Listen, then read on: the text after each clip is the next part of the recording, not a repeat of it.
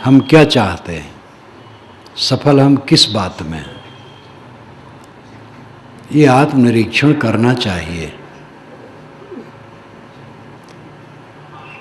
अगर आदमी शिक्षित हो गया और बड़े पद पर चला गया और खूब धन धान संपन्न हो गया, बड़ा भवन बनवा लिया, बड़ी लान है, बड़ा प्रांगण है, बड़ी प्रसिद्धि है, तो माना जाता है वो बहुत सफल है। लेकिन ये सफलता बाहरी है, उसकी अपनी सफलता नहीं है। सफल वह है जिसका मन संतुष्ट है, मन में शांति है। देखो कल जापान की लड़की आई थी और वो लड़की ही नहीं है, प्रौढ़ है, बड़े पद पर है, बहुत अशांत है। कहती थी हमारे देश में अशांत होकर के आत्महत्या बहुत हो रही। वो कहती थी मेरा मन भी होता था आत्महत्या करने का, लेकिन कुछ कारणवश रुक गई। शांति कैसे मिले? वो धन धान संपन्न है, ऐश्वर्य संपन्न है। मैंने कहा कि दुनिया की चमक दमक झूठी है और इसी में मन रमने से अशांति होती है, क्योंकि दुनिया के भोग जैसा चाहो मिलते नहीं हैं, और जितना मिल जाते हैं वह अंत में अपने अनुकूल नहीं रहते हैं, बदल जाते हैं और छूट जाते हैं। इसलिए सदैव अशांति बनी रहती है। दुनिया की चमक दमक से मन जब लौटेगा, अंतर्मुख होगा, तब शांति मिलेगी। तो उसने कहा इसका उपाय क्या है? मैंने कहा दुनिया के रूप को देखो, सब परिवर्तनशील है, कुछ स्थिर नहीं। कारण कार्य का प्रवाह है, कारण है कार्य है, मूल जड़ तत्व कारण है, और दुनिया की जितनी निर्मित वस्तुएं हैं वह कार्य हैं, और जो निर्मित होता है वो बदलता और मिटता है। कोई निर्मित वस्तु स्थिर नहीं रहती है। जिसमें आज चिपकाहट होती है, कुछ दिनों के बाद उससे वितृष्णा होती है, लगता है कुछ नहीं इसमें। इसमें बैठे हुए बूढ़े लोगों को मैं कहता हूँ, जो बूढ़े हैं वे भी एक दिन दूल्हा बने थे। जितने बूढ़े हैं सब दूल्हा बने थे। लेकिन आज उससे कोई योग पूछे कि बाबा जब आप दूल्हा बने थे आज कैसे लगता है, तो चिढ़ जाएगा कहेगा मेरा मजाक उड़ाते हो। अब उसका दूल्हा बनना याद कराना, जब दूल्हा बना था कितना जोश था, आज दूल्हापन नहीं है। सारा संयोग क्षणिक है, सब कुछ बदलता है। इसका विचार करो, चिंतन करो। उसको आंसू आ गए, बहुत भावुक हो गई। उसको लगा कि मुझे सूत्र मिला, लेकिन भाषा की कठिनता, वह पीड़ित है। धन धान से संपन्न होने से मन बढ़िया नहीं हो जाता है। किसी के धन धान्य है और मन भी बढ़िया है, मन भी अच्छा है, तो धन धान्य से नहीं है, साधना से है, विवेक से है। कोई अपने एसी कार में चल रहा है, प्राइवेट कार में, चिंतित भी हो सकता है, प्रसन्न भी हो सकता है। चिंतित है तो मन के विकार से, प्रसन्न है तो मन की निर्मलता से, कार से नहीं। एक व्यक्ति बस में बैठा जा रहा है, बस में खूब भरे हैं लोग, गर्मी है, लेकिन जिसका मन निर्मल है उस भीड़ में बैठ करके भी वो स्वर्ग में है। और एसी कार में है, प्राइवेट कार में, और मन निर्मल नहीं है तो नरक में है। कार दूषित नहीं है, कार का दोष नहीं है, दोष हमारा है। हमने अपने मन को समझा नहीं, अपने मन को ठीक करने की चेष्टा नहीं की। जीवन भर दुनिया की चमक दमक में प्रलुब्ध रहे, जो मिथ्या है, स्थिर नहीं है, क्षण क्षण भागता है। हम भावुक हो जाते हैं, जो सामने दिखाई देता है लगता है ऐसे रोज रहेगा। ऐसे में भावुक होकर के कैसे कैसे पाप लोग करते हैं। राजकाज में कितना बड़ा पाप होता है, ऐश्वर्य के लिए, पद के लिए, गद्दी के लिए खून खराबा, सामूहिक हत्या, और न मालूम कितने छल कपट तो होते ही हैं। तो ये सब भोग के कारण है, भोग की इच्छा, और भोग सब रोग हैं। भोग में भी संतुलन रखे बिना कोई सुखी नहीं रह सकता है। भोजन करना है, भोजन कोई आवश्यकता से अधिक करेगा तो दुख पाएगा। संतुलित भोजन होना चाहिए। इसलिए संसारी स्थिति में वहाँ भी भोग पर संयम की जरूरत है। मेरी पुस्तक ब्रह्मचर्य जीवन जब मैंने लिखी तो गार्हस्थ ब्रह्मचर्य एक अध्याय रखा, नारियों का एक अध्याय रखा, युवकों का एक अध्याय रखा। गृहस्थी में भी ब्रह्मचर्य की जरूरत होती है। लोग गृहस्थ क्यों होते हैं? क्योंकि वे समझते हैं हम अपने को संभाल नहीं पाएंगे। जवानी आने पर नर और नारी दोनों को अंग मिलन की चेष्टा होती है। इस चेष्टा पर संयम करके अपनी आत्मा की तरफ आ जाना, ये बड़ी बात है। ये कोई कोई कर पाते हैं, बाकी जानते ही नहीं हैं। जानते भी तो कर नहीं पाते हैं। इसलिए विवाह जरूरी है। विवाह नहीं करेंगे तो समाज प्रदूषित होगा, वे प्रदूषित होंगे, समाज प्रदूषित होगा। इसलिए विवाह जरूरी है। विवाह विशिष्टम वहनम। विवाह का अर्थ है विशिष्ट ढंग से वहन करना। लड़की का लड़का, लड़का का लड़की ठीक ढंग से निभाए, दोनों प्रेम समता से रहें। आंगिक चेष्टा थी, आंगिक मिलन की चेष्टा थी, आकर्षण था, युवक को युवती के लिए, युवती को युवक के लिए। विवाह हुआ, अच्छा हुआ। अब देख लिए, एक बार, दो बार, 10 बार, अनेक बार देख लिए, तो अब तो वैराग होना चाहिए। जिसमें हमारा आकर्षण था वो मिथ्या ठहरा। उद्वेग, अशांति, मलिनता, तृष्णा, यही सब उसमें, और कुछ नहीं। संतान के लिए, गर्भाधान के लिए ठीक है बस, बाकी नहीं।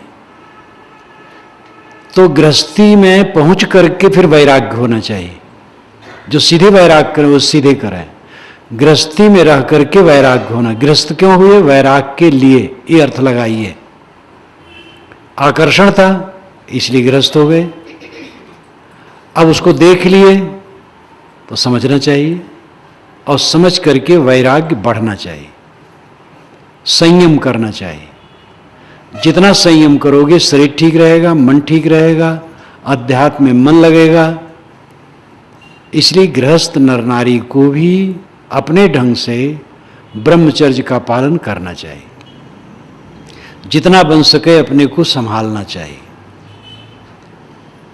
हमारे अंदर की जो लालसा है बाहर भोगों के लिए, वही हमारे मन को मैला करती है। और वो जितना बढ़ता है विकार, उतना हिंसा, हत्या, लूटपाट, ये सब होता है। बहुत नहीं बढ़ता है तो छल कपट, छल कपट से चोरी बेईमानी, सभ्यता की चोरी की जाती है। और जब बहुत बढ़ जाता है तो मारपीट, लूट फूक भी होता है। भोगों का जहाँ त्याग है वहाँ अहिंसा है, हिंसा नहीं है, पीड़ा नहीं है। जितना भोगों का त्याग होगा उतनी अहिंसा होगी। इसके लिए उदाहरण महाकाव्य, 2 महाकाव्य हैं आर्यावर्त के। आर्यावर्त नेपाल और भारत दोनों आर्यावर्त है। बल्कि नेपाल तो पूरा आर्यावर्त है, भारत पूरा आर्यावर्त नहीं है पंडितों के ख्याल से। विंध्य पर्वत तक ही है, और विंध्य पर्वत के उधर बहुत लंबा चौड़ा भारत है। आर्यावर्त एक देशांतर्गते पुण्य क्षेत्रे। पंडित लोग इस संकल्प में नेपाल के और भारत के दोनों एक ढंग से पढ़ते हैं। आर्यावर्त के दो महाकाव्य हैं, महाभारत और रामायण। रामायण में राम भोग की इच्छुक नहीं है, उनको राज्य बताया गया और सुबह बताया गया वनवास। वाल्मीकि रामायण में लिखा है राम को शोक नहीं हुआ, ये राम का रामत्व है।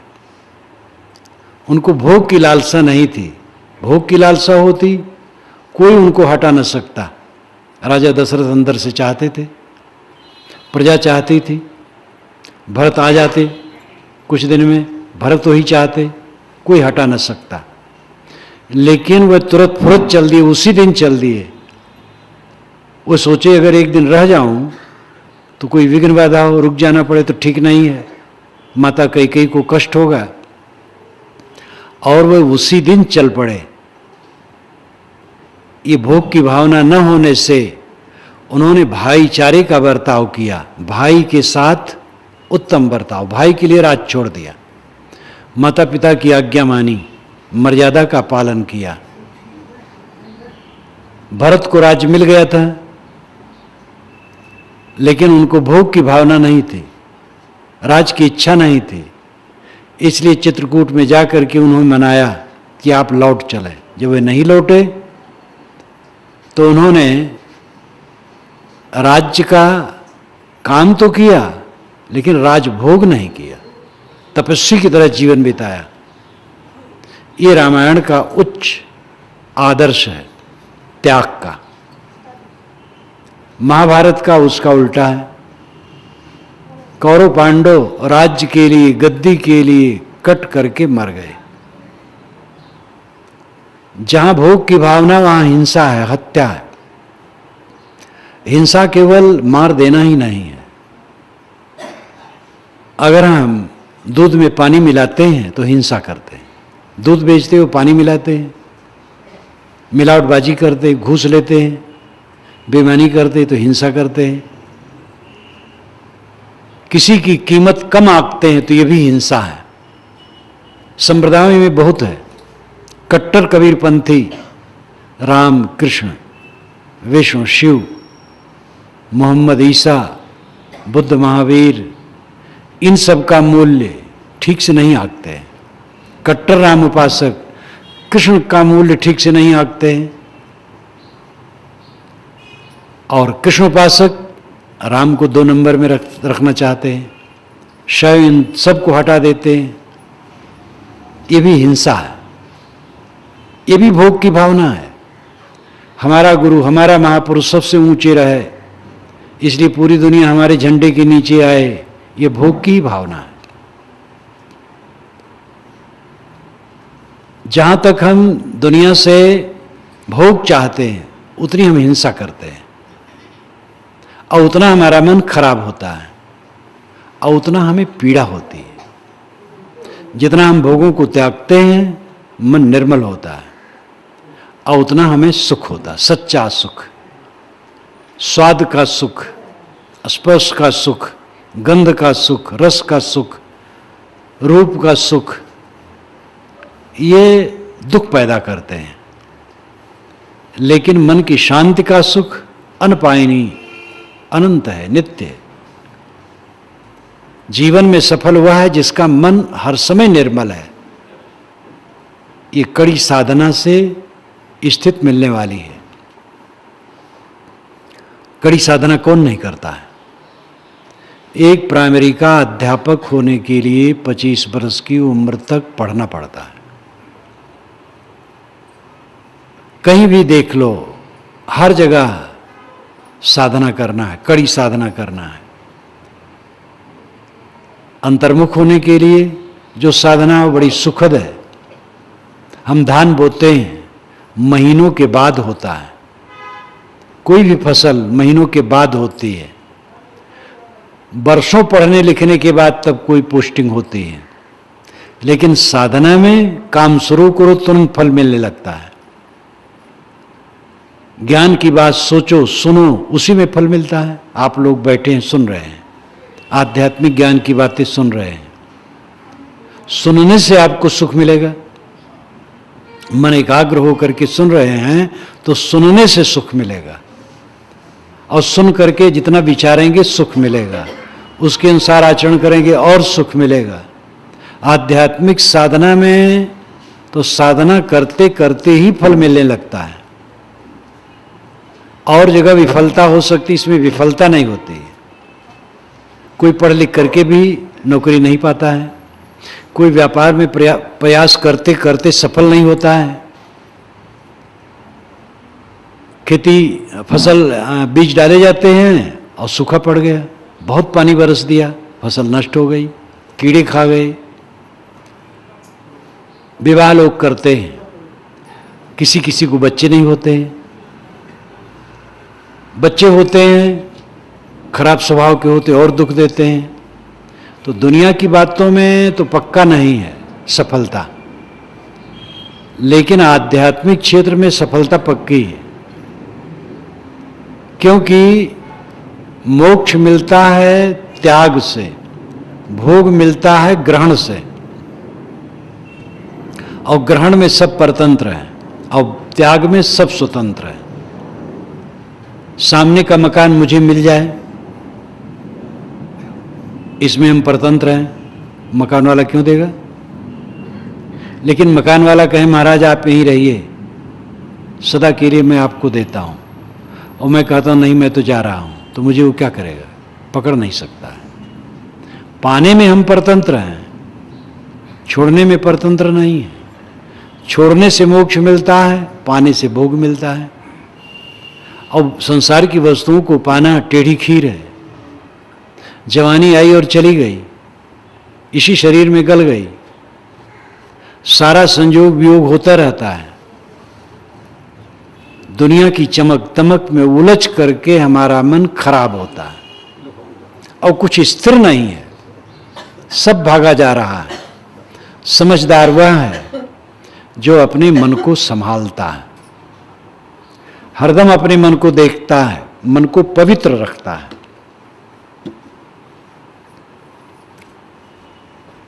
प्रत्यक्ष, परोक्ष और अपरोक्ष, ये तीन विषय हैं, ध्यान दीजिए। प्रत्यक्ष, परोक्ष और अपरोक्ष। आंख आदि की इंद्रियों से जो जानने में आता है ये प्रत्यक्ष है, ये सारा संसार प्रत्यक्ष है।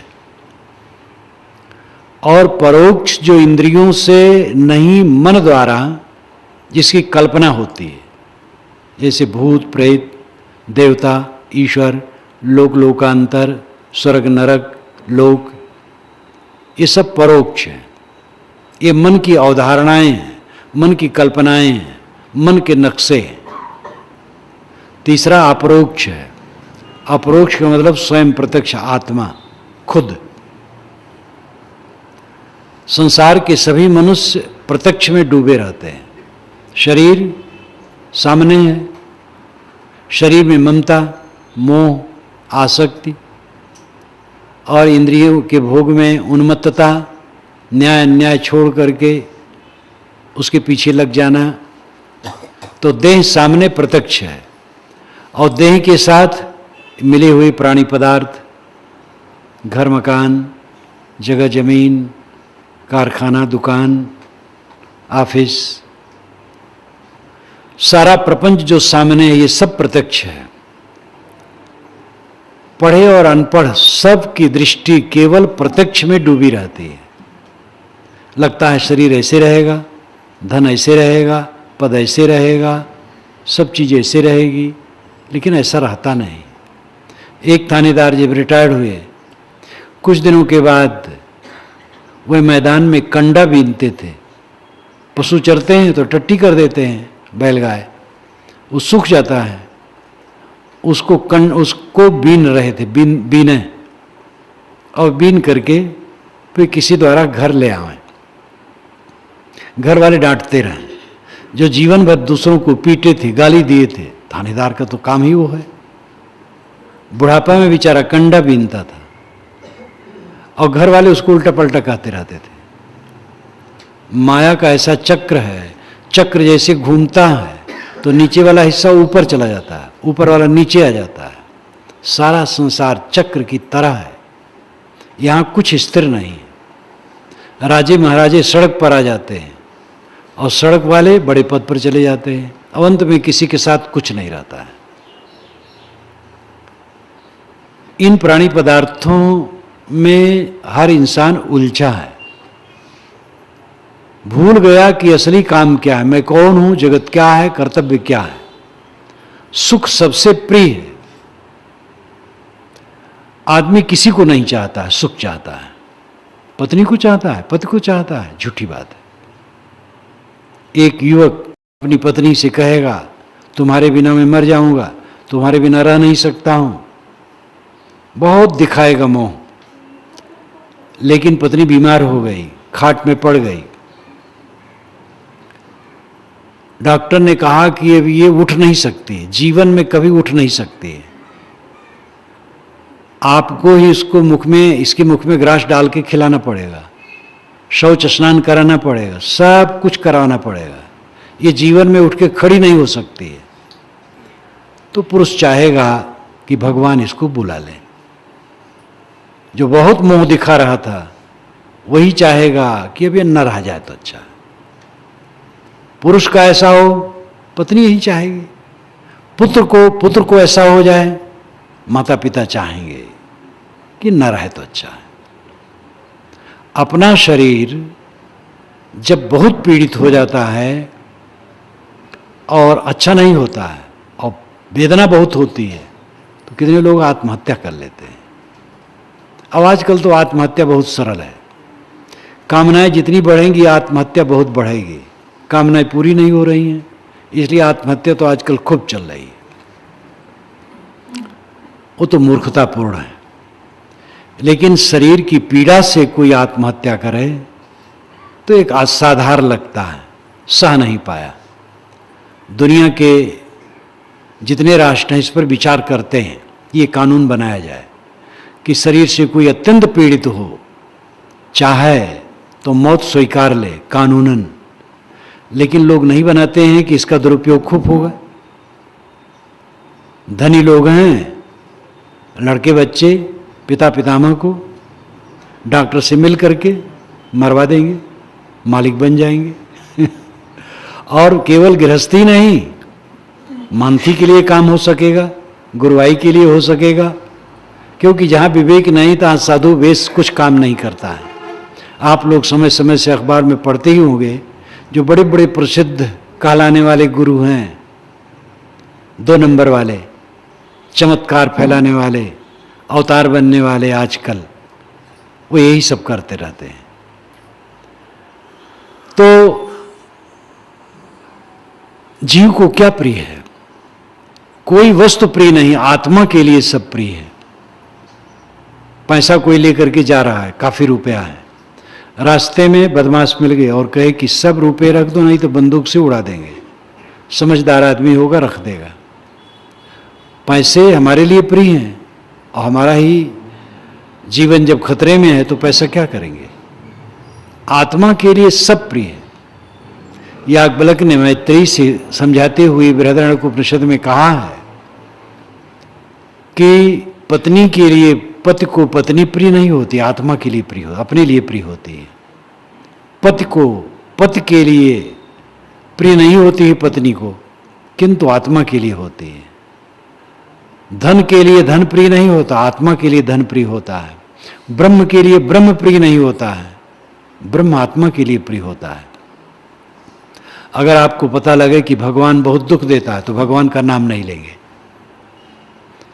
जब पानी नहीं बरसता है तो बहुत लोग भगवान को गाली देने लगते हैं, क्योंकि पानी में बरसा नहीं रहा है। यद्यपि पानी बरसने का कारण प्रकृति है, पानी कोई भगवान नहीं बरसाता है। अगर कोई चेतन भगवान बरसाए तो कायदे से बरसाएगा, सूखा क्यों करेगा? जब प्रकृति